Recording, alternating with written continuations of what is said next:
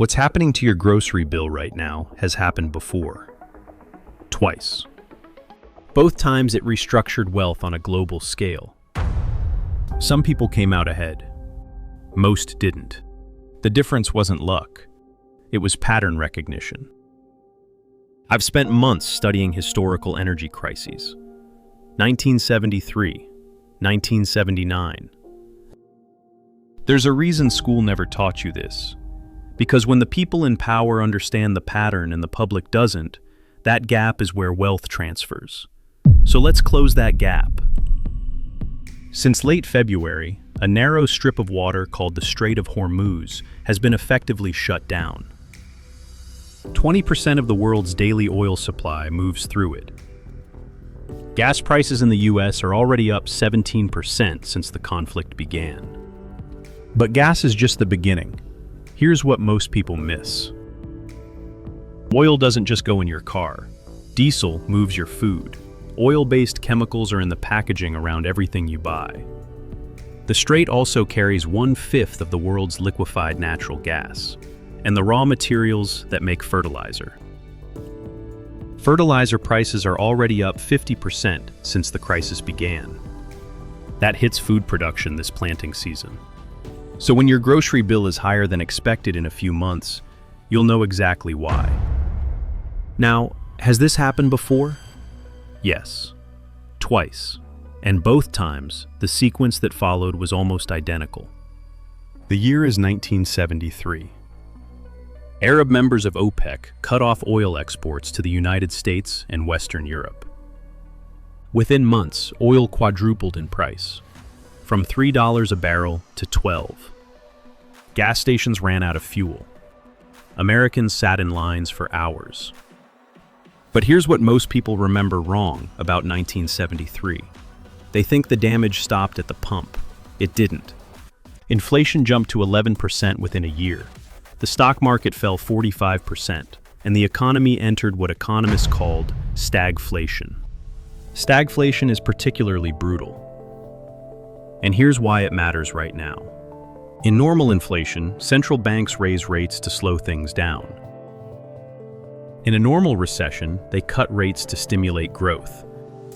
Stagflation gives you both problems at once. The normal tools stop working. The people hurt worst in 1973 weren't necessarily those who lost jobs. They were the ones who didn't see it coming, who had no buffer when the cost of everything jumped simultaneously. 6 years later, 1979. Iran's revolution cut off oil supply a second time. Oil doubled again. US inflation reached 14.8%. The Federal Reserve raised interest rates to 20%. 2 recessions followed back to back. But here's what almost nobody talks about. This period completely restructured who had wealth and who didn't. Japan imports almost all its energy. The shock hit them hard. But they accelerated investment in fuel-efficient manufacturing. That decision made Japanese cars dominant in the American market through the entire 1980s. Germany invested in industrial efficiency. That restructuring became the foundation of German manufacturing strength for 4 decades. Same shock, completely different outcomes. The difference was whether they understood what was happening and moved early, or waited and reacted. Ray Dalio spent 50 years studying these cycles. Every major empire over the last 500 years. His conclusion is uncomfortable.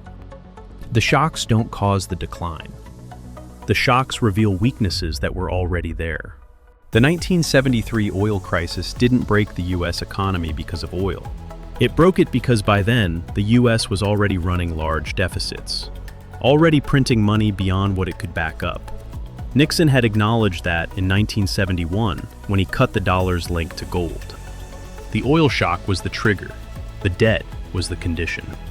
And Dalio found this same sequence across centuries. Debt exceeds productivity. External shock reveals the weakness. Currency weakens as governments print money. Real assets hold value, while paper assets lose purchasing power. A new balance of power emerges. The Dutch guilder, the British pound after World War II. Different names, same mechanism. So where does 2026 fit?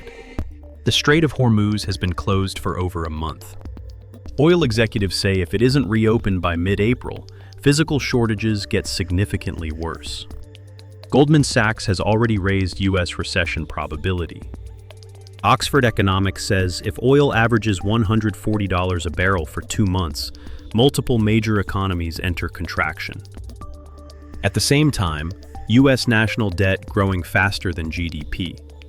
Inflation expected to jump nearly a full percentage point in March alone, the largest monthly jump in 4 years. Dalio's indicators for empire decline. Debt levels, internal political conflict, currency weakness, military overextension. Several are flashing right now. That doesn't mean collapse is imminent. These cycles play out over years. But the pattern that precedes restructuring looks a lot like what we're watching today. Here is the useful part, not the statistics, not the politics, what the people who came through it better actually did differently.